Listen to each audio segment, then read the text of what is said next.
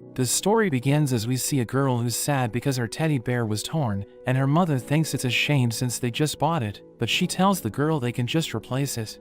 The bear is thrown away and taken to an underground facility, but we meet a boy named Rudo who sneaks into the building. As he goes through the trash, a guard pulls up on him and recognizes him as the trash raider who's been stealing garbage from the city. He activates the alarm, which alerts the other guards, but Rudo quickly throws trash at them and gets into the air ducts. He tries to escape, but the guards close the gates and they start shooting him. So he dodges their bullets as he runs away, but one of them hits his shoulder and he still manages to get away. The news about the garbage theft spreads everywhere, and the people in the city blame the slum residents, wondering why they don't stick to their side of the wall. Everyone in the slums knows that it's Rudo, because it isn't the first time he's done it, and they're afraid that his actions will bring them trouble. Rudo's friend Chiwa warns him that he might get into serious trouble if he doesn't stop, and she wonders why he keeps stealing trash. So he explains that the city folk keep throwing away perfectly usable items, telling her he can't help but feel sorry for them, and he adds that it also helps with his expenses. They're suddenly interrupted by three boys, and their leader tells Chiwa to stop hanging out with Rudo, or else she'll also smell like garbage. He makes fun of Rudo's gloves, because he hasn't washed them in years, and one of the boys kicks his lantern, saying no one will buy his garbage. As they continue to mock Rudo, Chiwa reminds them that they all live in the slums, so they shouldn't bully him. One of the boys mentions that Rudo is the son of a serial killer, and unlike Rudo's father, they've been trying to create a better image for themselves. We learn that everyone in the slums is also a descendant of a criminal, and Rudo tries to stay patient, but when they continue talking about his father, he becomes angry. They're afraid of his expression, and as they walk away, they mention that he's just like his father, so he might also become a murderer in the future. But Chiwa believes he isn't a bad person, and she seems to be interested in the teddy bear he found last night, so he tells her it isn't for sale. He's about to give it to her for free, but Chiwa's mother suddenly arrives, and as they make their way home, she advises Chiwa to stay away from him. After that, Rudo returns home, but his guardian Reito teases him because of his awkward conversation with Chiwa. He advises Rudo to be confident about how he feels, and also tells him to stop his raids because he's putting himself at risk. He thinks Rudo is doing it to help him, and he recalls how Reito raised him after he was abandoned by his parents. But he notes that he doesn't feel like he owes Reito for raising him, explaining that he just wants to show his respect as family. Reito teases him again, telling him he should be that honest with Chiwa, which irritates Rudo, but Reito suddenly notices the wound on his arm and offers to check it. He also changes the bandages on Rudo's hands, and advises him to stay away from the dump sites once again, but Rudo notes that his wound isn't as bad as the ones his father left him with. Reito explains that major crimes are punished with an instant death sentence, where the criminal jumps into the pit, and we learn that Rudo's father faced the punishment. Rudo remembers how his hands were always pitch black, so people always stared at him, but one day, Reito gave him the gloves, which made things better for him. Reito tells him to confess his feelings to Chiwa, or someone else will steal her, but we see a mysterious man spying on them while they're talking. The next day, Reito convinces Rudo to talk to Chiwa, and he even gives him a lesson on how to smile. Rudo heads to her house, but on his way, he sees everyone gathered around the pit because they're executing another criminal. He wonders what happens to the people sent into the pit, but he's suddenly interrupted by Chiwa, who catches him off guard. She tells him that she doesn't wish for him to get thrown into the pit, and he mentions that Reito told him the same thing, so she notes that it's because Reito also loves him. They both become flustered as they realize what she just said, and he gives her the teddy bear, telling her it will be happy in her company. She happily accepts it, telling him she'll cherish it forever, and he runs off to inform Reito about what happened. Rudo returns home, but he sees Reito lying on the floor as a man stabs his chest, so he rushes to attack him. But he realizes that he's no match for him, and the man takes a book with him before he escapes. Rudo tells Reito he'll get help, but he tells Rudo he can change their world, as he takes his last breath. The officers suddenly taser him from behind and arrest him because they think he murdered Reito, and he tries to convince them that he's innocent, but they think he's lying since he has blood on his clothes. After that, everyone gathers as the executioner notes that a murderer can't be forgiven, even if the victim was just an ordinary man from the slums. As Rudo is given the death sentence, everyone starts cheering, and he can't understand why no one believes him. He notices Chiwa and asks her to find Regto's real murderer, but even she believes that he's guilty, so she drops the bear and turns her back on him. Ruto feels all alone, and since no one believes that he's innocent, he thinks they're all just trash who have eyes and ears, but they can't even use them to see the truth. He promises to send them all to hell, and he suddenly notices the real murderer standing in front of him, but before he can say anything, he gets dropped into the pit. After a while, Ruto regains consciousness, and he's surprised that he's still alive, but he suddenly smells a foul odor and covers his nose. He remembers how he was sent to the pit, and he sees a giant monster, so he realizes that they were right to call it hell. He remembers how everyone's obsessed with punishing criminals, and they threw them down the pit as punishment, but no one cared what happened to them once they were sent there. He tries to escape from the trash monster, which summons other monsters with its roar, and they surround him from all sides. The monsters rush at him, so he dodges their attacks, but he trips to the ground, and he notices a human skull. He curses the people who sent him there, but the garbage crumbles, and the monsters stop attacking him. He notices that the air is poisonous, so he covers his mouth and nose as he looks for a safe spot, but he isn't sure if such a place even exists in this world. He suddenly starts vomiting blood, and the monsters approach him, so he wonders if he's about to die and starts to lose hope. But the image of Regto's death comes to his mind, and it reminds him that he can't give up, so he grabs an iron pipe, thinking he must avenge Regto and punish those who wronged him. The monster tries to attack him from behind, but he knocks it back, and accidentally sends a kin flying towards a man named Engen, who's sitting nearby. So he uses his binoculars to look around, and he sees Ruto fighting the monsters. Ruto attacks the monsters as he ignores the poisonous air, and one of them sends him flying, but he refuses to give up, and grabs an old pole, which he swings with all his might. He hits a monster, but another one shows up beneath him, so he jumps away, but he coughs out blood again because of the poisonous air. Two monsters try to crush him, but the near-death experience awakens his hidden powers, and he destroys them with a metal sheet. Another monster appears, and Ruto is already exhausted, so he tries to run away, but it creates a strong shock wave that sends him flying. As he opens his eyes, he notices Engen, who kicks him away before placing a mask on his mouth. Ruto has a lot of questions, and Engen tells him to be silent, but he continues asking him questions about the pit. Engen whispers and tells him to keep his voice down, but Ruto doesn't understand him, telling him to speak clearly. Engen loses his composure, and he yells at Ruto that they aren't underground, explaining that it's the fault of people on the surface for turning the pit into hell. He tells Ruto that the trash beasts can't be defeated with ordinary weapons, and they're attracted to sound, so he was trying to keep a low profile. He blames Ruto for drawing attention towards them, and a beast approaches them, but he transforms his umbrella into a weapon. The beast attacks him, but he grinds it into pieces, and he notices a large group of monsters.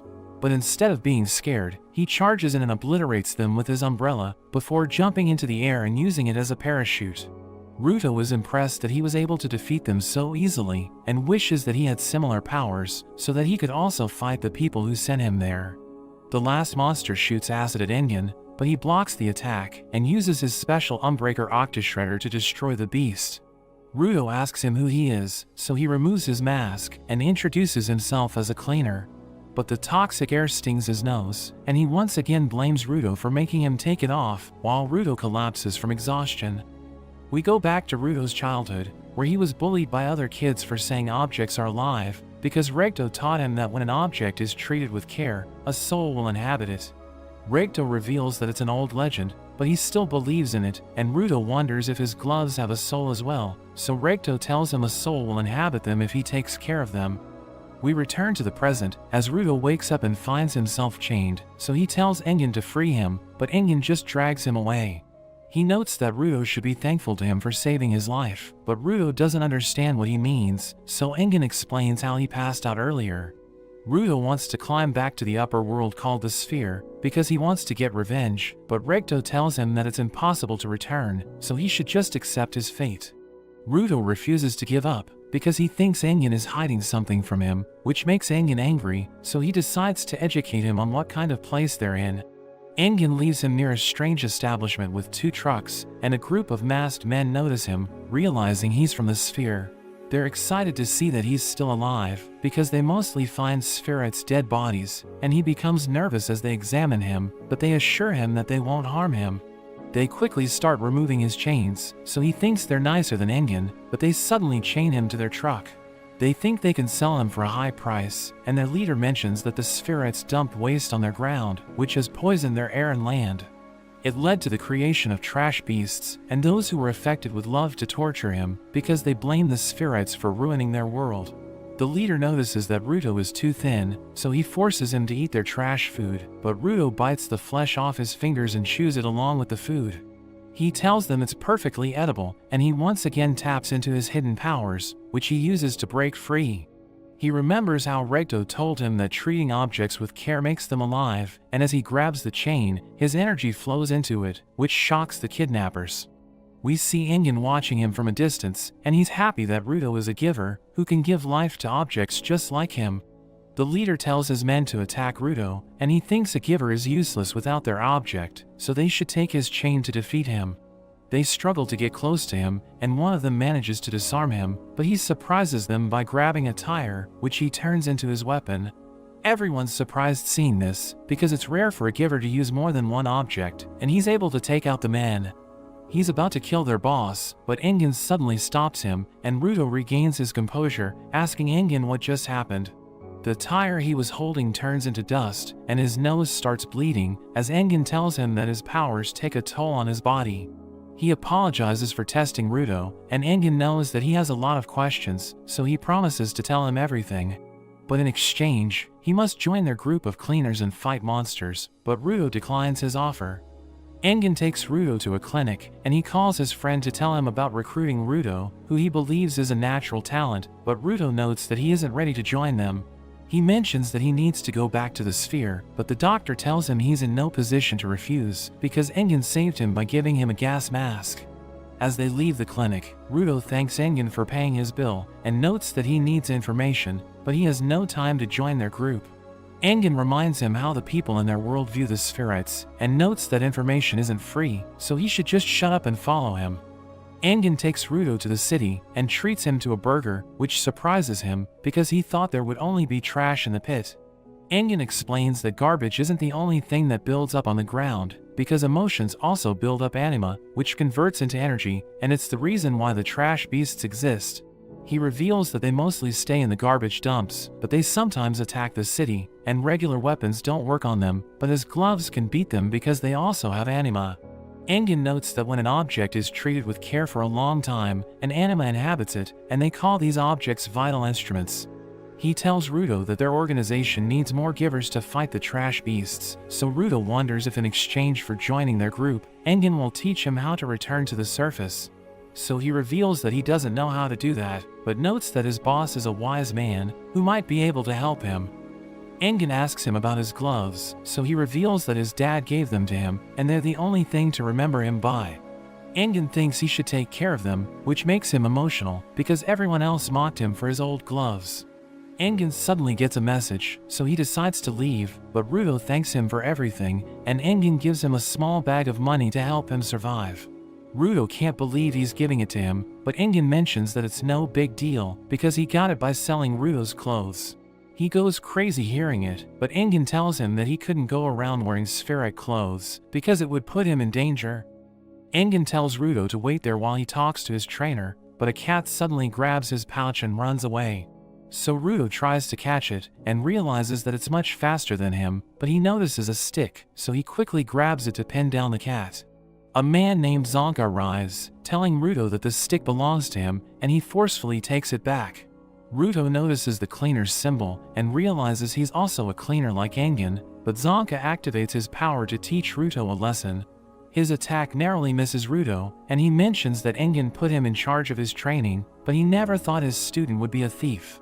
Ruto explains that he was borrowing the stick to get his money back, but Zonka taunts him about how his father couldn't teach him basic manners, which pisses him off. But he remembers how Regto told him to stay calm and listen to the other person, so he apologizes for taking Zonka's precious treasure.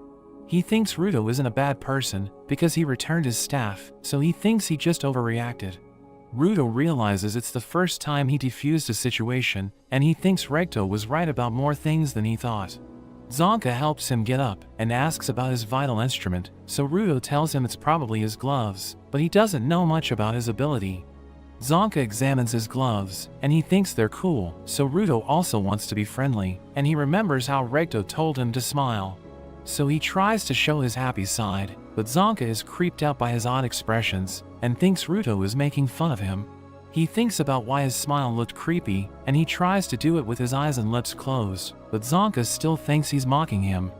Zonka thinks Ruto is just overconfident because Engin called him a genius, but he reminds him that they're always putting their lives on the line, while Ruto is taking it too casually. He thinks Ruto doesn't even look serious when he talks about his goal, so it must be a foolish one, but Ruto remembers how Recto told him to change the world, and his mood suddenly changes.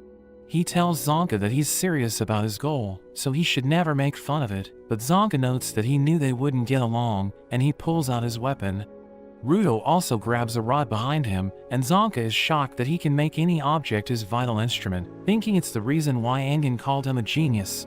But Zonka tells Ruto that his natural talent won't help him defeat someone more experienced, and Zonka's staff suddenly falls from above, which surprises Ruto. Zonka grabs it and charges at him, so he's forced to defend himself, and Zonka tells him that his vital instruments are the only things special about him. Ruto struggles to keep up with him, and he gets pinned to the ground, but Zonka smells the dirt that fell on him, and he suddenly freaks out. He notices that Ruto is holding a plunger, but Ruto can't understand why he's reacting that way, so Zonka tries to explain what a plunger is. But Ruto isn't in the mood to listen, and he keeps swinging at him, so Zonka starts running away. Ruto doesn't understand why he's so scared, but he chases after him, and he manages to cover him with poop. Engin arrives, and he thinks they've already become friends, but as they get in his car and discuss what happened, he bursts out laughing, and Zonka can't believe he was humiliated. Engin tells Ruto that Zonka is a spoiled kid, and he never expected someone to throw poop at him, but Zonka is still the most skilled giver in their group, so Ruto will learn a lot from him. Zonka is surprised that Engin considers him a skilled person, but Engin suddenly asks a girl named Rio when she got there, so she mentions that she was just curious to meet Ruto. She starts checking his hair to see if it's natural, and he's surprised that a girl is playing with his hair, wondering if it's what life is like on the ground. Engin drives them to the cleaner's headquarters, and Ruto's shocked by how impressive it looks. Engin introduces him to the receptionist Miyu, because every newcomer must meet her, but she quickly notices the flies and stabs them with her fork, which impresses Ruto. Engin notes that her vital instrument is her glasses, which boost her vision, so she can see anyone's true potential when she focuses. She uses her ability on him, but she's shocked by what she sees, so Engin asks her about it. She notes that Ruto's already athletic, and he has a good connection with his vital instrument, but he still needs training to use it properly. Engin can tell that there's something she isn't telling them, but she mentions that Ruto has poop on the back of his neck, which makes Engin realize why the flies were chasing them. He takes Ruto to meet their boss, but while walking, he looks back at Miyu, because he thinks she's hiding something about Ruto. On their way, Engin tells Ruto that there are about 100 members in their organization, and he thinks they should meet them, since most of them aren't in the headquarters. But the room is surprisingly full, so they decide to delay the introductions. As they arrive outside the boss's room, Engin notes that Ruto shouldn't demand information right away, and he should offer his services in exchange for it. He also tells Ruto that he shouldn't ask the boss about his vital instrument, because even if they don't know about it, they still respect and follow his lead. They open the door, but they realize that the room is empty, and Miyu notes that she forgot to tell them that the boss is out on a mission, so he won't be returning for a few days. Ruto is disappointed, and he wonders what he'll do next, but Rio suddenly appears, and she notes that he can't become a cleaner until he gets approved by the boss. She tells him to tag along with her as a trainee, thinking it will help her learn more about him. Miyu leads them to another room, where she explains that a small town near the polluted zone has requested their help because trash beasts have been sighted there. Ruto asks her about polluted zones, so she explains that the ground is divided into the safe zones that support human life, and the trash-filled polluted zones where trash beasts live. She reveals that the area where Ruto landed is called No Man's Land, and it's heavily polluted, so if they go there without a mask, they'll die within 15 minutes. She gives him a mask, and they all leave for their mission, but he wonders who the other guys are. So Rio tells him they're supporters, and they don't have special powers like givers, but they try to be useful. One of the supporters named Gris shakes Ruto's hand, which shocks him, because Gris has an extraordinary grip, and Rio notes that he can smash through the outer shell of a trash beast. They notice trash beasts coming toward them, and Ruto panics because he wasn't expecting such a large horde, but Rio assures him that they're weak, and we see that they can't even damage the fence. But another group of trash beasts suddenly appears, and Ruto panics as he realizes they're about to break the fence, but she still thinks they're ideal for his training. She tells him they should quickly finish them off, so that they can return and celebrate his first mission, but he wonders why she's so laid back, because the beasts could kill them. She tells him that he needs to stay cool if he wants to survive, and he wonders if that's what he's missing, but a giant beast suddenly breaks through the barricade. Rio finds it impressive, but she thinks it isn't suitable for him to fight, so she prepares to take it on, and she throws a pair of scissors into the air. They suddenly become massive, and she uses them to cut through a horde of beasts, while Ruto is surprised that she can use the scissors with her feet. He realizes that everyone uses their vital instruments in their own way, but a trash beast suddenly attacks him from behind. So Gris stops it with his bare hands, and sends it flying towards Rio, who slices it in half with her scissors. She tells them to send more beasts towards her, so they all follow her orders, and Ruto realizes that they can't kill the trash beasts without powers, but they can disable them, so that the giver can deliver the finishing blow. They soon take out most of the small beasts, leaving only the giant one, so Rio shifts her attention to it. The supporters try to clean the rest of them, but a trash beast suddenly awakens, and it's about to attack a supporter, so Ruto rushes to save him. He thinks he can't be a burden, and he activates his powers, but he almost kills the supporter as his weapon transforms, so he realizes that he still can't control his abilities. The beast overpowers him, but Rio suddenly comes to his rescue, and praises him for being brave.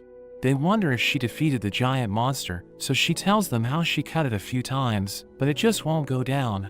She can't understand how it could survive her attacks when she targeted its core, but she decides to keep pushing, and the supporters leave to report their findings to the headquarters. Rio jumps at the beast, and she starts cutting the tentacles coming out of its head, but she notices something bright underneath, which she thinks must be its core. She's about to attack it, but the beast reattaches the tentacles back to its head, and starts hitting the ground to push her off. It suddenly directs its attack towards Ruto, who isn't able to react, but it luckily misses its target. The ground starts crumbling, and as he falls, he wonders how he'll take revenge on the man who killed Recto when he can't even defend himself. Gris grabs him just in time, and he carries him on his shoulder, telling him to learn from the supporters, who are giving their all despite having no powers. Ruto sees Rio cutting up the monster, and she realizes that it's screaming because she found its weak spot. She jumps high into the air and launches her ultimate attack at its weak spot, which finally destroys the monster, and its body turns to ash. Gris wonders how she defeated it, so she shows him a cutter that was powering the beast, but he can't understand how a trash beast can have a vital instrument. Meanwhile, the leader of the kidnappers wakes up, and he can't remember what happened after he was defeated. But he notices a man named Jabber sitting on a sofa, and he asks the kidnapper about the location of the Spherite kid, because he was talking about him in his sleep. At the cleaners' headquarters, Rio throws a welcome party for Ruto, and Zonka also joins them, but he notices that Ruto is sitting with his head down. He asks Rio what happened to him, so she tells him that he's been like that ever since he failed to use his vital instrument, and Zonka finds it sad. But he asks her about the strange beast they encountered, so she tells him that instead of finding a core, they found a vital instrument inside it. She notes that she didn't know what to do, so she decided to leave it to her seniors and enjoy the party instead. Gris notices Ruto sitting alone, so he tells him he did great, but Ruto thinks he was useless. Gris reminds him of how he saved a supporter named Folo, but Ruto still thinks that he was a burden to the group since he couldn't use his powers properly. He's frustrated because even on the sphere, Recto had to cover for him, and he feels like he can never live up to anyone's expectations. Gris thanks him because unlike other new cleaners, who think supporters are useless since they don't have powers, Ruto treats them with respect. Gris believes that instead of thinking about getting stronger or fulfilling other people's expectations, he should think about what he really wants with his life. He tells Ruto to believe in himself, and Engen suddenly joins them, wondering why Ruto hasn't eaten anything, and everyone encourages him to have fun at the party. Meanwhile, Jabber tortures the kidnapper's leader and asks him for more information on Ruto, but he mentions that he's already told him everything, so Jabber finishes him off.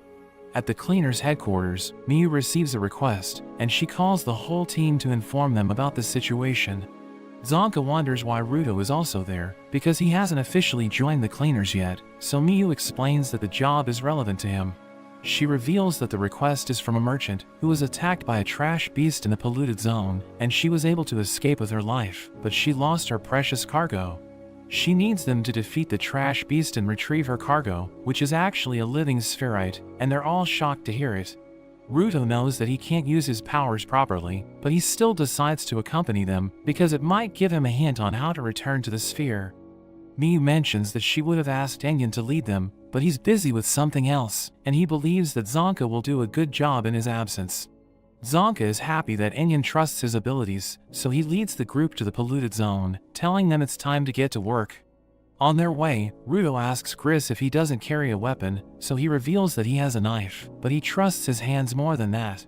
Another supporter tells Ruto that Gris actually has a talisman, and he prays for their safe return every time they leave for a mission, but he's embarrassed that everyone already knows about it.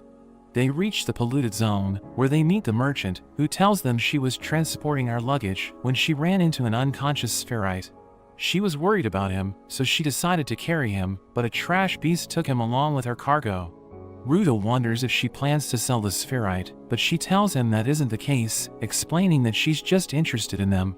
Zonka feels like something isn't right, because trash beasts usually attack humans on sight, and they don't just kidnap them.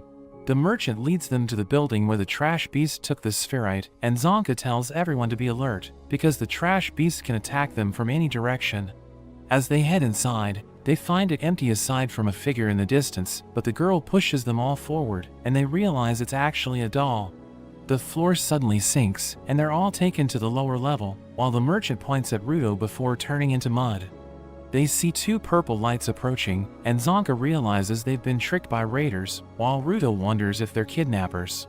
Gris tells him that they started as a group of thieves, but they've become more evil in the last few years, and he notes that all of them are givers.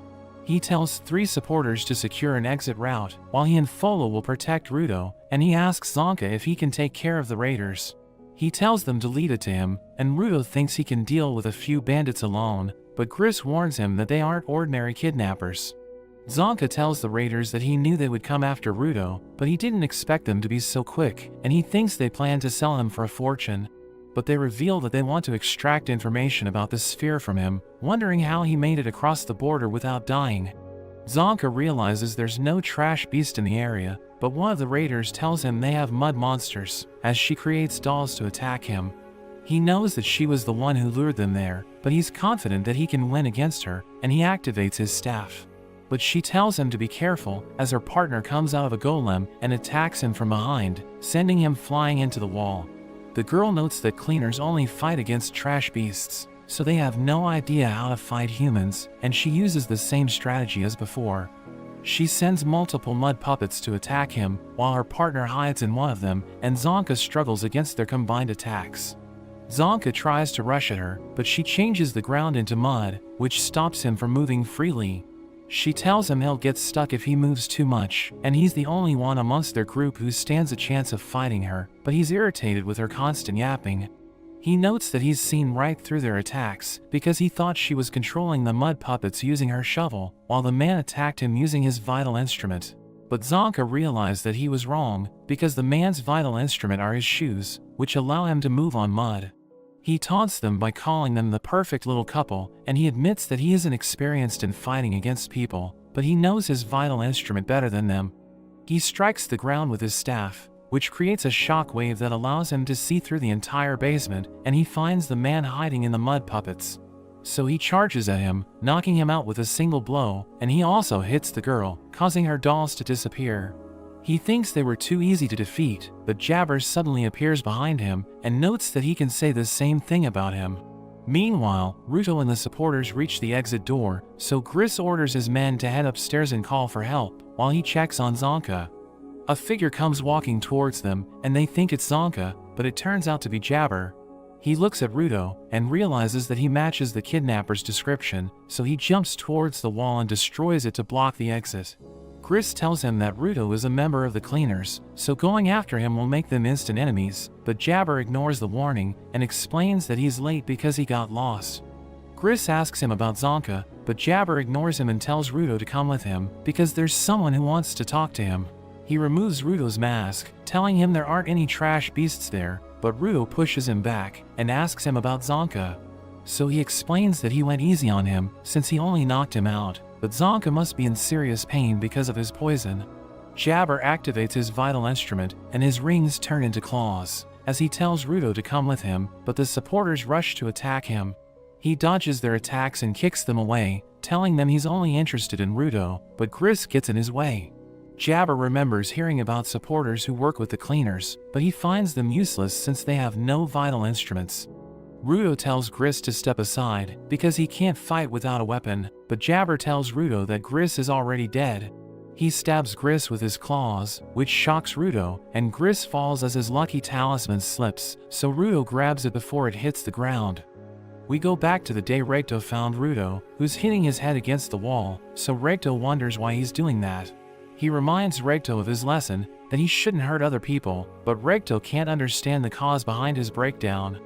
Rudo mentions that he just has so much anger inside him that it's hard to explain the reason, but Recto believes that it's because Rudo's parents abandoned him, and he thinks that he's worthless. Recto tells him that he just hasn't experienced good things, so he takes him outside where they do lots of activities, hoping to find something he really likes. It makes Rudo feel better, but Recto thinks that they still haven't found the one thing he really loves, and Rudo notices someone throwing trash, so he rushes there and retrieves it.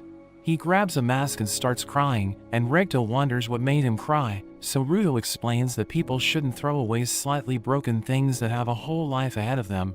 He mentions that he wants to fix it, and Recto realizes that it's more than just a projection of his own state, because Rudo can perceive the true worth of broken things.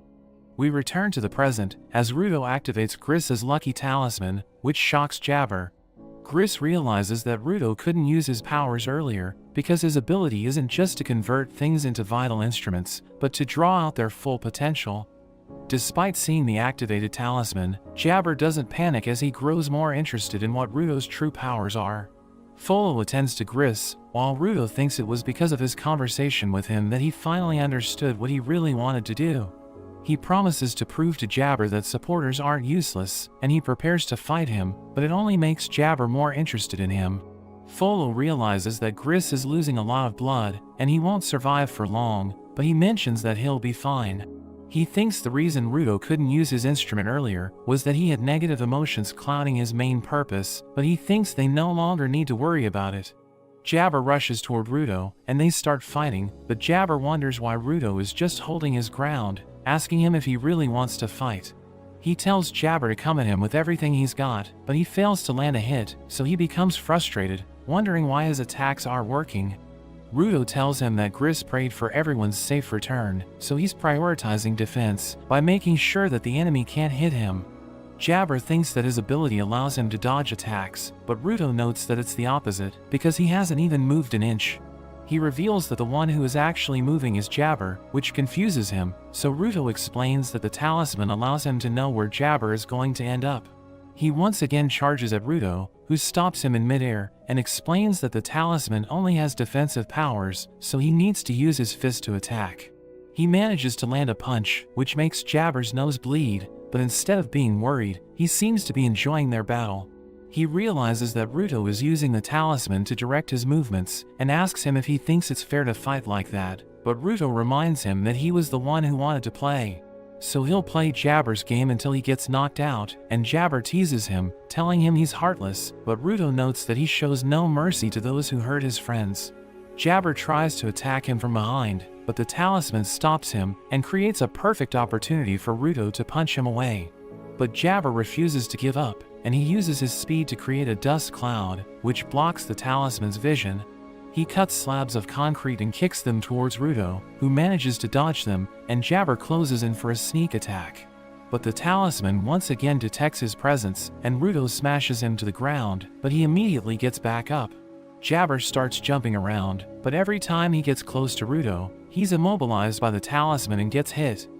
After getting bashed so badly, he can't even stand up because he's out of energy, so Rudo wonders if he's had enough, but Jabber laughs hysterically since he enjoys it. He believes Ruto must have enjoyed giving him such a beating, but notes that he's learned the talisman's secret, that it detects hostile intent and moves the attacker out of the way. He notes that when he threw the concrete, the talisman didn't stop it because things don't have a hostile intent. He reveals that his vital instrument carries a powerful neurotoxin in the right claws, but he stabs himself with it and notes that it hurts. But he loses his mind every time he does it, and he wonders if Ruto's talisman can detect hostile intent after he loses control. He screams as he gets more energy to fight, which makes Ruto nervous, but Jabber suddenly charges at him, and Ruto narrowly dodges his attack. Ruto realizes that Gris and Folo might get hurt if he doesn't move away, so he tries to run, but Jabber continues to pursue him. Ruto tries to use his talisman, but it doesn't work, so he throws Jabber away. Jabber gets back up and starts behaving crazy, which impresses Ruto, since he quickly adapted to the talisman's powers, but he wonders if Jabber is a masochist. We go back to Ruto's childhood, where he's bullied by other kids, but he doesn't fight back, so they wonder if he's a masochist. But he has no idea what it means, so he goes home and asks Reito, who's surprised by his question. We return to the present, as Ruto thinks that if Jabber really is a masochist, he has no idea how to defeat him. Jabber charges at him again, and as Ruto tries to evade his attacks, Jabber slices through the concrete to use it as a distraction. Ruto uses the talisman's arms as cover, but Jabber breaks through his defense, leaving him wide open. But something suddenly comes flying and hits Jabber, and Ruto notices that it's Zonka's staff. We see Zonka struggling to stay on his feet, but he notes that Jabber shouldn't have gone after his student when he hasn't even defeated him. Ruto is surprised that Zonka has overcome the poison, but thinks he isn't at his full power, so Zonka taunts him for underestimating his teacher. He's impressed that Ruto finally managed to use his vital instrument, telling him it looks cool, but Ruto tells him it no longer works against Jabber. Zonka wonders if it's only triggered by hostile intent, and Ruto asks him how he knows that, so Zonka mentions that he watched their fight before joining in, because he's supposed to be Ruto's teacher. He comes up with an idea, and asks Ruto to let him hit him once, because he wants to test something. Ruto is surprised hearing this, so Zonka explains that he can't move much on his own, but there's a chance that his attack will trigger the talisman, and move him towards Jabber. Ruto thinks he'll get hit if Zonka is wrong, but Zonka tells him that it's their only option, and Jabber gets back up. He slashes the pillar close to them, and Zonka tells Ruto to be careful, because his claws are deadly.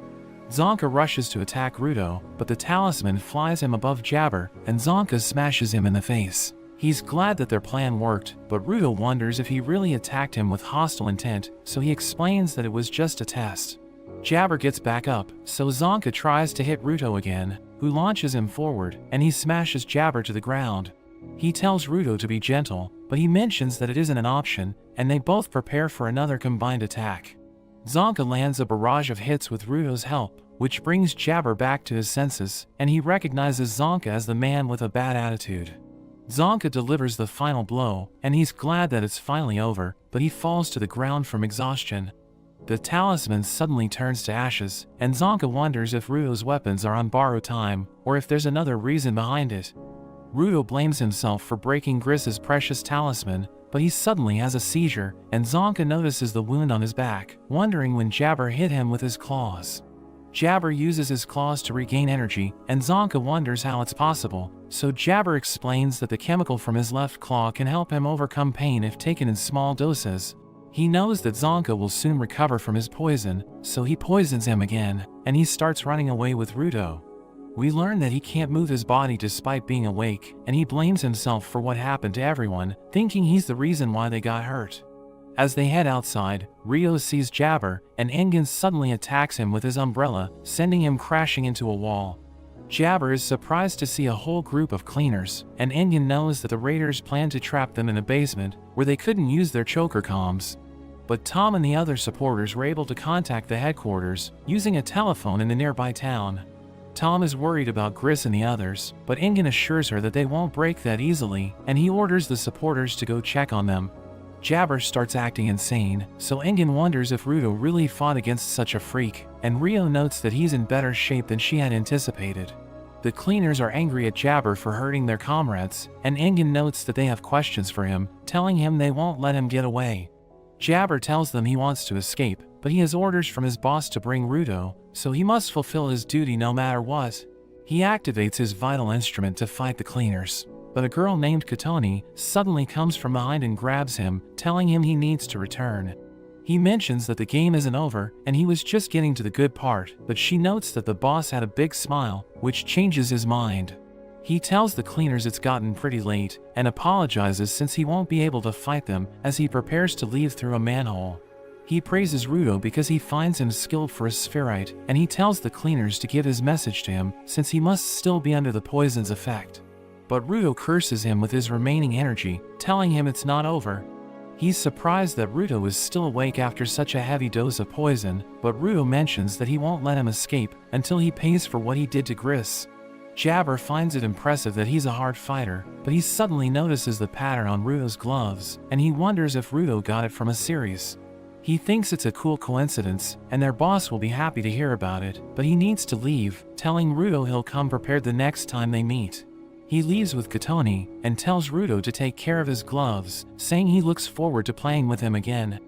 After that, Ruto rushes to check on Gris, and he apologizes for breaking his talisman. But Gris notes that even though he cared about it, it has already served its purpose because it was able to help them out. We see Ruto sitting on a bench, and Engen joins him, asking him why he looks depressed. So he reveals that it's because of Gris, and explains that he's sad because he couldn't save the person who saved him. Engen notes that Gris understood what he was getting himself into, and tells Ruto he put his life on the line to protect him, because Gris knew that he was a good person. Engen tells him to give Gris his respects, so they head to the hospital, but he's surprised to see that Gris is still alive. Engen starts teasing him, realizing he was sad because he thought Gris was dead, but he wonders how Gris is still alive, because he was stabbed through his chest. So he explains that it's because of the cleaner's medical team, revealing that he was saved by a girl named Isha, who's a giver with healing powers. He thanks her for saving him, and tells Folo not to look sad, because he was the one who kept him safe when Jabber went berserk. Gris tells him to keep going at his own pace, because he can't rush his way to becoming a giver, and he cries hearing this. Gris praises Ruto for holding his own against Jabber, and tells him not to worry about the talisman, explaining that he's glad it was useful to them in the end. A man suddenly joins them, as he notes that one of the raiders mentioned the border, so he thinks they were researching the sphere. Engen calls him the boss, so Ruto realizes that he's the leader of the cleaners, and he introduces himself as Corvus. He explains that he wanted to reject Ruto because he was only planning to stay with them to get information. But after learning that he put his life on the line to protect his comrades, and he even has powers that could contribute to their cause, Corvus welcomes him to the cleaners.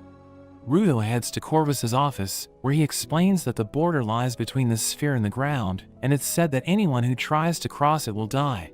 But he tells Ruto about a woman who lives near the border, and notes that a traveler once got lost in no man's land, so the woman helped them, but they asked her why she lives there. So she explains that she stays there to watch people who fall from above, and reveals that there are people who come and go without dying.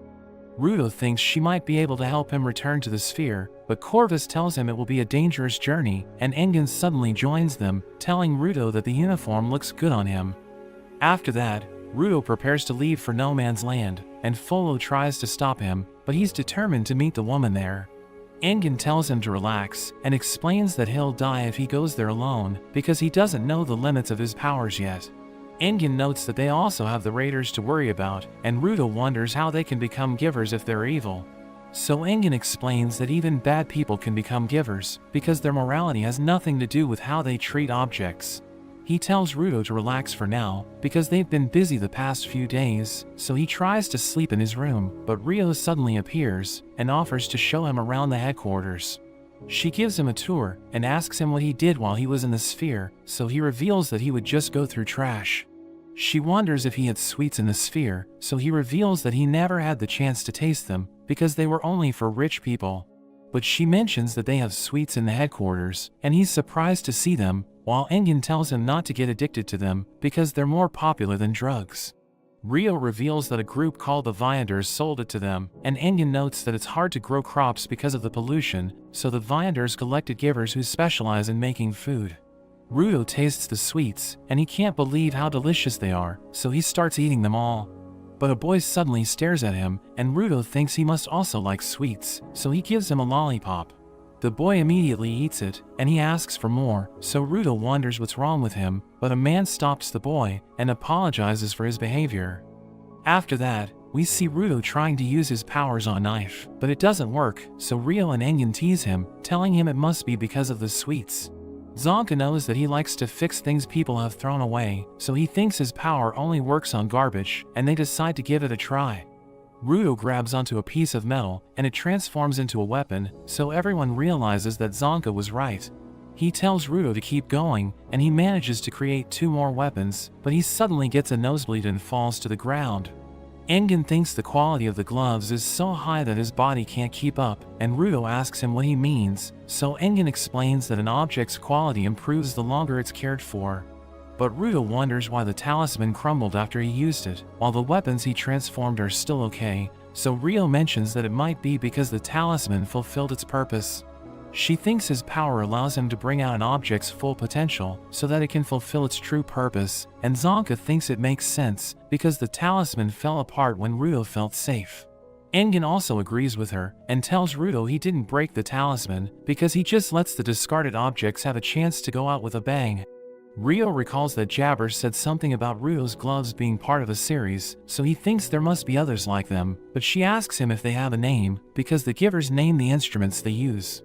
Meanwhile at No Man's Land, Jabber and Katoni report to their boss, and he learns about everything that happened, and we see that his coat is part of the same series as Ruto's gloves. We see Ruto as he struggles to wash his hands, and he returns to his room, but he sees Rio on his bed, so he wonders what she's doing there. She reveals that her room is directly below them, and she heard him groaning, so she decided to check on him. He apologizes for disturbing her, and she realizes that he made noises while he was washing his hands, so she asks him what happened to them. But he mentions that only his real parents know the answer, and she notes that their parents gave them good and bad things, before leaving through the window. The next day, Corvus tells everyone that Ruto's full face isn't done yet, but Ruto has no idea what he's talking about, so Engin explains that cleaners wear masks when they enter No Man's Land. He reveals that they have an artist who makes their masks and clothes, but he freaks out whenever he's given a deadline, and it affects the quality of his work, so they just make him go at his own pace. Corvus tells Ruto that he'll have a spell cast on him for the meantime, and Miyu explains that No Man's Land is dangerous, so they'll have a giver to draw a protection spell on him. Ruto is confused hearing this, so she explains that the giver comes to HQ to draw the graffiti on the walls, but they haven't seen him in a while. Engin tells Ruto that they'll head to Canvas Town to meet him, and he introduces Ruto to the members of their team, explaining that they have more givers than usual since they're going to No Man's Land. A giver named Delman suddenly approaches Ruto, and he screams as he mentions that he heard about Ruto's story, telling him he can't forgive the people who made him suffer. But another giver named Keynes tells Delman to calm down, and he apologizes to Ruto, telling him Delman is a good person, but he can be loud since he's passionate. Engin tells him to give them his trademark speech, so he screams as he tells everyone that their journey will be dangerous, but they won't falter since they're cleaners. Everyone screams with him, and Ruto doesn't know what to do, but he decides to join the others anyway. After that, everyone heads to Canvas Town, and Ruto wonders why it looks strange, so Keynes explains that big cities are shaped like a dome, since it protects them from the sphere's trash rain. We see 2 men trying to enter the town, and they realize that the gate is open, but they still can't pass through it.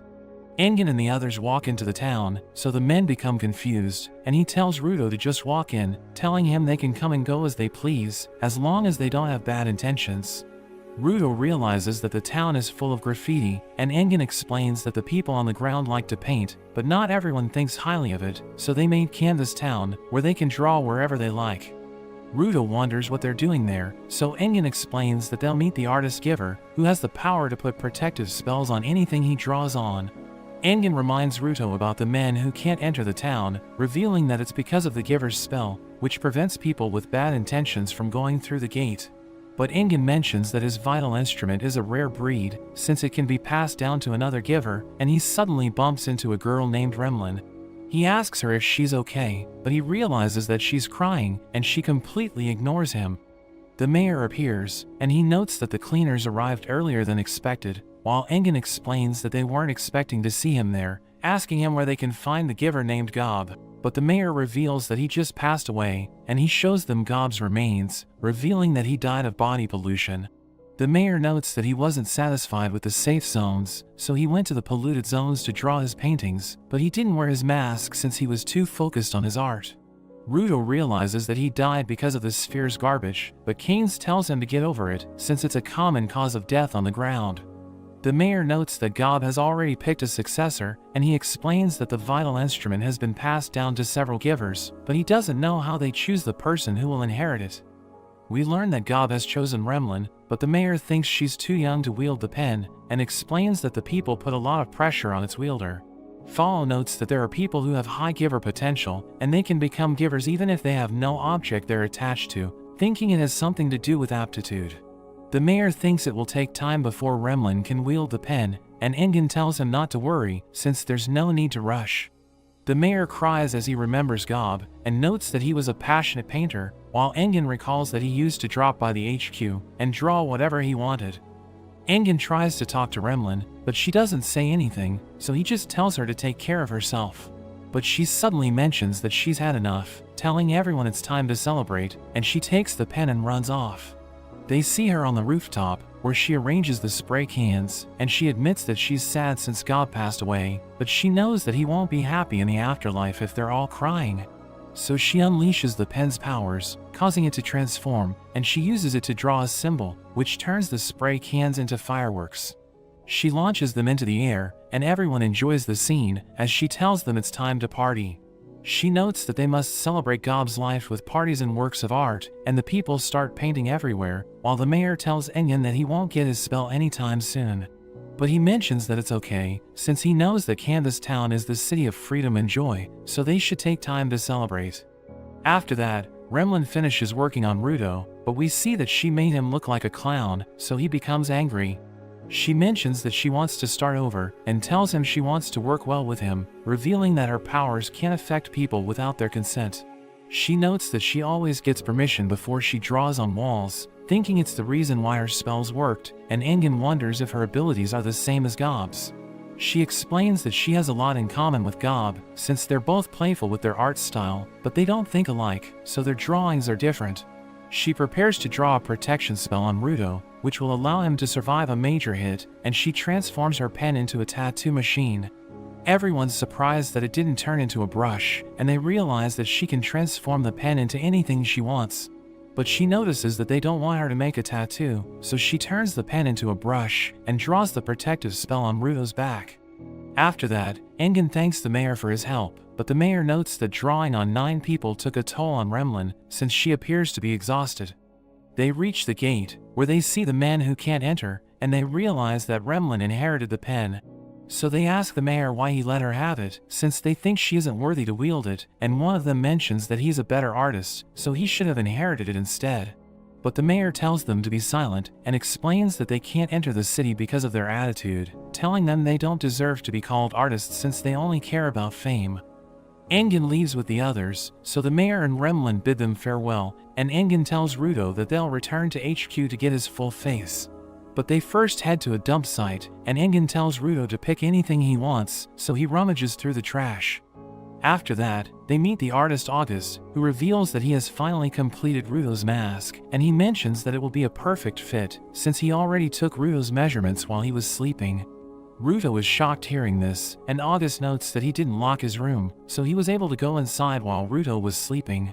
Isha suddenly approaches him and tells him to stop causing trouble for everyone, and she calls him her big brother, so Ruto realizes that they're siblings. The team prepares to leave, but Engen tells Ruto to remove his choker, and he realizes that everyone's injuring themselves, so he becomes confused. But Engen tells him to hold out his choker, while they put their blood on it, and he mentions that it's like a communicator, which they can use to talk to people they've traded blood with. Ruto puts it back on, wondering what kind of artifact it is, but Engen tells him that they also need his blood. They start traveling to No Man's Land, but Engen tells Ruto that he brought a lot of trash, and he notes that they need to walk at a certain point, so he orders him to just take what he can carry. They reach a desert called Penta, which is filled with waste matter that's turned to dust, and they see a monster approaching, so Ruto prepares to take it on. We see the full face mask that August made for him, and he recalls how August taught him how to connect it to his oxygen tank, so that he can breathe while he's in no man's land. Rio fights 3 scorpions, and she cuts them down with her scissors, while another monster charges at Zonka, so he dodges its attacks, and uses his staff to stab its head. He gets surrounded by scorpions, but Engen suddenly descends from the sky, and he uses his Octashredder to shatter the ground, wiping out the monsters in an instant. But he realizes that he missed one of them, so he tells Ruto to take care of it, so he charges in with a keyboard, which he turns into his vital instrument. He presses several buttons, and they fly up into the air, before crushing the scorpion to death. Engen thinks there's trash buried under the dust, but he hears Gris as he scolds Tom for writing her reports during combat, telling her it's too dangerous. She explains that she wanted to write everything immediately, since she might forget about them, and she notes that she trusts everyone, reminding him that it's their duty to protect her. Ruto sees a woman approaching, and she introduces herself as Amo, but everyone wonders why they couldn't sense her presence. They aren't sure if she's the woman they're looking for, and Rio decides to ask her directly, wondering if she saw people traveling between the sphere and the ground. She mentions that Rio is right, so Engen realizes that she's the one they're looking for, but she notes that they can't talk there, since the air isn't good for her lungs. She invites them to her house, and Rio finds her suspicious, but Engen thinks he can defeat her if she tries to harm them. She leads them to her house, which looks like an abandoned tower, and Ruto wonders if it can take them to the sphere. She invites them inside, and they think the place looks creepy, but she tells them to head to her living room for hospitality. They climb up the stairs, and she tells them they can remove their masks, since the air is safe to breathe, and she notes that she wants to see their faces while she's talking to them. They reach her room, and she's happy to see them without their masks, since she finds them attractive, but Ruto wonders how she got so many items in the middle of the desert. He asks her about the people who travel between the sphere and the ground, but she immediately changes the topic and asks him about the type of women he likes. She reveals that she likes people who have a strong smell, and mentions that she likes Engen, but she suddenly starts smiling, and Ruto finds her creepy. Engen asks her if getting romantic is the price for info, revealing that they came to learn about how to enter the sphere, and he mentions that he's willing to play along. But she becomes upset hearing this, and she starts to lose it, because she thought that they came to talk to her, but she realizes that they just want to use her. Engen tells her he's interested in her, but she knows that he's lying, so she mentions that she no longer likes him, and he tells her to cover her body since he can't concentrate. But she's angry since he's complaining about her outfit, and she notes that she's breaking up with him as she unleashes her powers. So he realizes that she's a giver, but Ruto sees the pattern on her boots, realizing it's part of the same series as his gloves. Delman suddenly shoots Engen from behind, and he gets knocked out, so Ruto asks Delman why he did that. Ruto thinks Amo is controlling him, but she just asks him about the type of woman he likes again, and she wonders why he isn't answering her question. She mentions that she wants to talk to all of them since she doesn't get a lot of visitors, but she notes that she doesn't like Engen. Ruto realizes that she's insane, and Zonka doesn't want to talk to her since she hurt Engen, telling her he'll crush her since she's their enemy. She cries hearing this, and tells him he's mean for hurting her, but Delman suddenly starts attacking Zonka, who thinks she's controlling him. But he mentions that she's the reason why he fights, so he'll do anything to protect her, and Keynes knows that he isn't being controlled. So everyone becomes confused, and she tells them that Delman is her #1 fan, but Keynes knows that she's lying, since he knows that Delman wouldn't betray his comrades just to simp over her. But she tells them they were wrong about him, and he activates his vital instrument as he prepares to take them on. She mentions that she has another fan among them, and Ruto suddenly remembers the officers from the sphere, who used to look down on him for being filthy. One of them grabs him, so he freaks out, but we see that it's actually Keynes, who saves him from Delman's water gun. Keynes tells everyone that Delman's vital instrument causes anything it hits to grow by forcing its target to absorb the water, but if they absorb too much fluid, their bodies will end up bursting. He thinks Delman used his silent nozzle to shoot Engen from behind, but notes that he never used it on a person before, so he wonders what Amo did to him. Rio prepares to take him on, and Zonka tries to stop her, but she wonders if he's on their side, since Amo mentioned that she has another fan among them. Delman shoots her while she's distracted, and he blasts a hole into the building, but we see that she was able to dodge it, and she realizes that she almost died. Keynes tells Ruto to get back up, but he starts talking to himself, and we see that he's hallucinating about the officers in the sphere. Everyone smells something familiar, and we learn that Amo is making them hallucinate about their loved ones by using their sense of smell to make them remember their past. Ruto remembers Chiwa, who shows him the teddy bear he gave her, and she mentions that she'll treasure it forever. But he recalls that she just threw it away when he was about to be thrown into the pit, and he starts talking to Amo, so Keynes realizes that she's making him hallucinate. She reveals that she's using her boots to make a smell, which reminds everyone about the happy moments they spent with the people they love, and it makes them want to protect her. Zonka and Keynes wear their masks so that her ability won't affect them, and they prepare to take her out, but Ruto sees Chiwa being arrested by officers, and Amo tells him to save her. So he punches Zonka and Keynes away, and they see that Rio and Follow are also under her spell. They realize they're surrounded, and Keynes realizes that he doesn't have a choice, so he prepares to use his vital instrument. Amo mentions that she now has a lot of fans, so she thinks Keynes and Zonka don't stand a chance, but Keynes activates his vital instrument. Delman charges in with the others, but Keynes spins his weapon, and it releases ropes in all directions, allowing him to restrain all of them. Amo tells them to do something, but Keynes explains that they can't move, since the rope becomes tighter as they try to resist. But they still try to attack him, and Amo explains that it doesn't matter, since they'll put their bodies on the line to protect her. Keynes notes that his vital instrument is a distaff, but he realizes that she doesn't know what it is, so he explains that it's used for winding thread. He spins it once again, and they get pulled in, as he completely traps them with his ropes. We see that he has also captured Amo, and he tells her to return them to normal, while Gris asks Tom how Engin is doing, so she mentions that he appears to only be unconscious. Amo notes that she's in pain, and she screams for help, so Delman and the others try to break free, but Keynes mentions that he's had enough. He strikes the floor to release all of them, but it causes the ropes to spin with incredible speed, and it shatters the ground, causing them to fall to the bottom. Zonka's staff saves him from falling, but he tells Keynes that he went too far, since he seems to have killed their comrades. He jumps to the bottom, and Amo laughs at him for killing his friends, but he reminds Zonka about Remlin's spell, explaining that they'll survive because of it. Ruto's wound heals thanks to the protection spell, and Engin appears behind Amo, revealing that he removed one of her boots.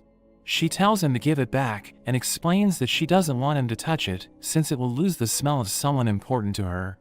Gris wonders how long Engin has been healed, and he's amazed that Remlin's spell saved him from internal bleeding.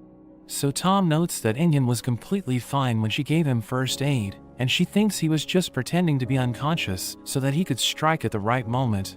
He promises to return her boot if she cancels her ability, but she explains that she can't use her powers with just one boot, so his friends have already stopped hallucinating. Delman is finally back to normal, and he asks Keynes what happened, so he explains that Amo used her powers to make Delman think she's the woman he loves. He isn't happy hearing this, since he thought the love of his life had come back to life, and Engin realizes that everyone's wearing their masks, so he returns Amo's boot.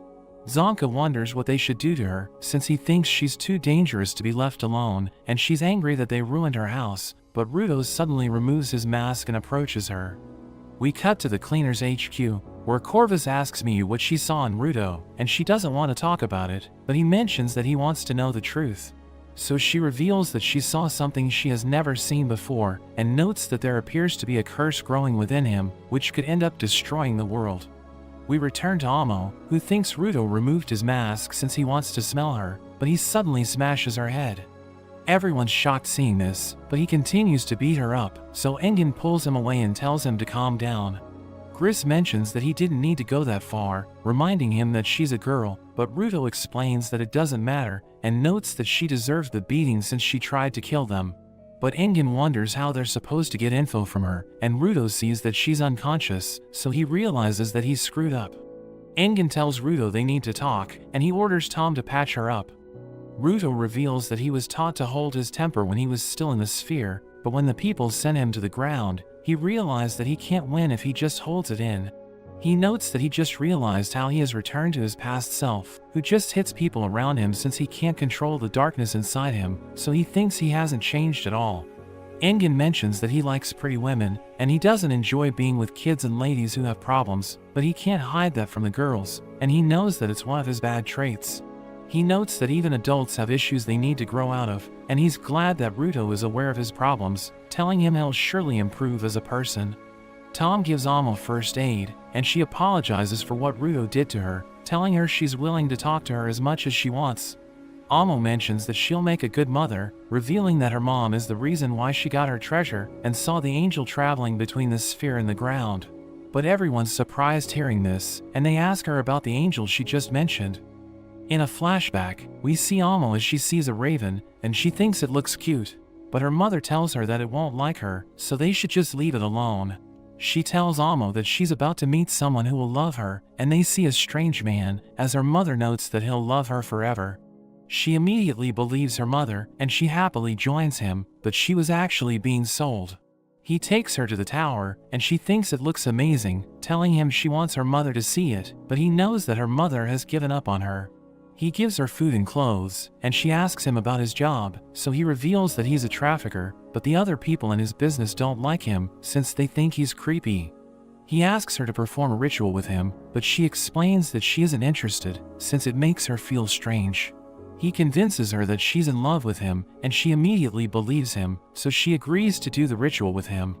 After she wakes up, she sees the man telling himself he's not alone, and she's happy that she finally met her first love, but two strangers suddenly appear. The man is angry since they're trespassing, and he prepares to fight them with his vital instrument, but one of them charges in and knocks him out. The strangers take his boots and gives them to Amo, telling her to use them since they will fill the void in her heart, and the strangers see an opening in the room. So they prepare to leave, as they tell her to take care of the boots until the time comes, and they suddenly grow wings, so she thinks they must be angels. She watches them as they fly away, and the man wakes up, so she tells him she just saw an angel, but he suddenly pushes her down and scolds her for taking his boots. He kicks her as he calls her a thief, and notes that she's supposed to follow his orders, but she suddenly realizes that her situation isn't normal. She thinks about how her feelings have suddenly changed, realizing it's because of the boots, and she believes that they suit her better, so she refuses to hand them over. She activates their powers, and the man wonders why they're responding to her, since vital instruments can only be used by their owners. She notes that she doesn't know anything about vital instruments, but the angels told her to keep the boots, and she mentions that her heart feels full when she holds them, so she wants to keep them. The man refuses to let her have them, and he tries to take them from her, but she mentions that her heart is filled with emotions, and begs him to let her keep the boots. But he tells her to let go since they belong to him, and she starts to lose it, so she screams at him to give her what she wants. But he kicks her, and they start fighting over the boots, but she ends up biting him and pushing him out of the tower. She realizes that she just killed him, and she starts asking herself questions, wondering how she ended up there. She knows that her mother sold her, but she refuses to accept the truth, so she tells herself that her mother sent her away so that she can fall in love with someone. After that, Amo discovers her powers, but she lives a lonely life in the tower, so she wants to be loved by people, and we see her watching the angels as they travel between the sphere and the ground. We return to the present, as Tom realizes that Amo has a tragic past, and everyone wonders if the angels are givers. But Keynes thinks they are real, and mentions that she must have been hallucinating, since she's mentally unstable. Rio asks her about the angels, so she reveals that she doesn't know much about them, but she mentions that they returned to the ground about a month ago, which is around the same time Ruto arrived. She draws the angel on the floor, and Ruto recognizes him as the person who killed Recto, so he realizes that he can find him on the ground. Ruto gets fired up, and he's determined to find the angels, so that he can get answers from them and avenge Recto. But Alma wonders if he's just like her, asking him if his gloves made his heart human, since she knows that their vital instruments belong to the same series. She notes that they suit people who have a big hole in their hearts, revealing that she felt human after she got her boots, and they helped her understand her situation. She starts crying, as she notes that the man mistreated her, and she admits that she wants someone to love her since she's lonely, so she waited for people to come visit her. But she knows that their meeting didn't go well, and she tells Ruto he doesn't need to apologize for beating her up. She notes that the world never changes, since everyone only uses their hands to hit other people, but he tells her they need to hold their hands out to each other, because it's how they can form connections. He admits that he doesn't know how to do it, but he wants to learn with her, and she's happy hearing this. After that, the cleaners prepare to leave, and she tells them she'll stay in the tower for a while, but she wants them to visit her when they get the chance. They bid her farewell, and as they leave in their car, Engin notes that they didn't learn how to cross the border. But they at least got something from visiting Amo, since they learned about the existence of angels, and even saw a vital instrument with the same symbol as Rudo's gloves. Rudo thinks about the angels, and he recalls that he almost lost it when he learned that they're on the ground, but he felt better after he talked to Amo. We see Amo wishing that they can have a sleepover the next time they visit her, but there's suddenly someone that appears behind her, and she screams as he takes her away. After that, we see Jabber walking away from the tower, as he notes that the desert is harsh, but he at least got what he was looking for. But that's where this video ends. Remember to like and subscribe to the channel. Thanks for watching, and I'll see you next time.